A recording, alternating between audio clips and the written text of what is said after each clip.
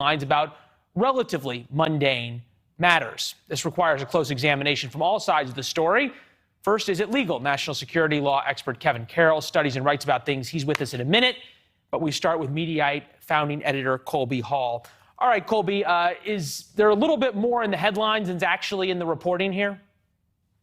Well, you did a great job of setting it up, so kudos to you. But yeah, it's a huge story. And, off the top, I haven't read the book, so I'm only based on the same reporting that you've read.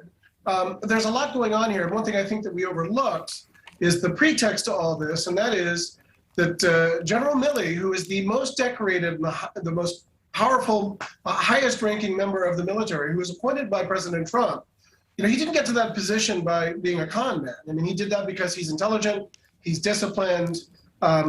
He believed that President Trump was unstable, was unhinged. And that's a story unto itself. Now, the follow-up to that on the sort of nuclear weapons, ostensibly keeping them from the commander-in-chief, that's a big story.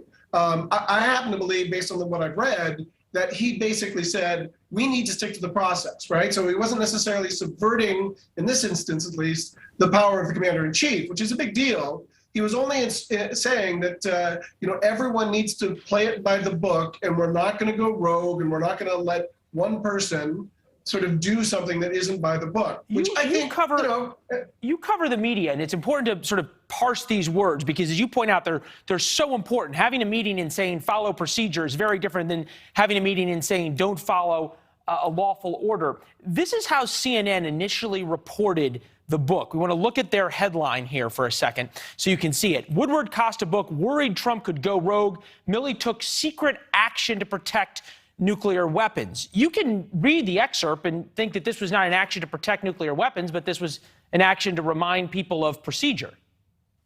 Well, absolutely right. And it wouldn't be the first time that a headline was written designed to get clicks. And I am personally guilty of that myself. We try to sum up the story in a way that doesn't always serve the truth of the story in its best interest. And I think later, it was a fluid story at the time, and as more information came out, we know that it was more process-oriented. His dealings, however, with China, I think is a much, much bigger deal than, if it's true that he just insisted that the nuclear codes, the potential launching of a nuclear device was go by the process. That passes the smell test to me.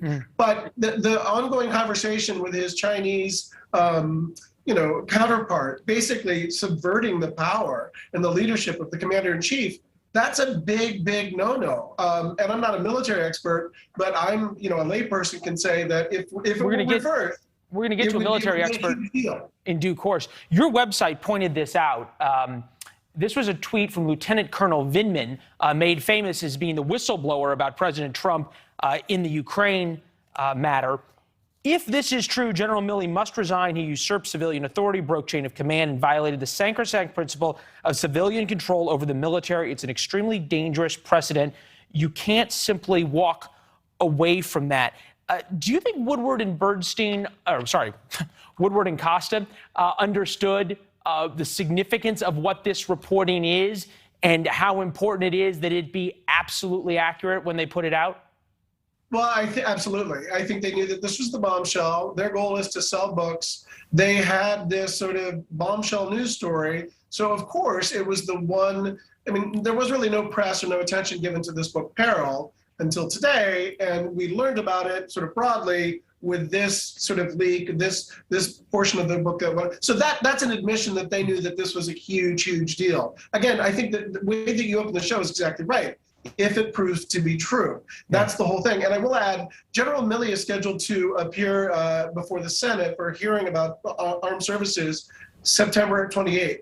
And that hearing will be a fascinating thing to watch because a lot of stuff will come out of that. That just became must-see television for all of America for a number of important reasons. Colby, great seeing you as always. Thank you. Leland, thanks for having me. Pleasure. Kevin Carroll is a national security law expert, former senior official with the Department of Homeland Security, and is with us now. All right.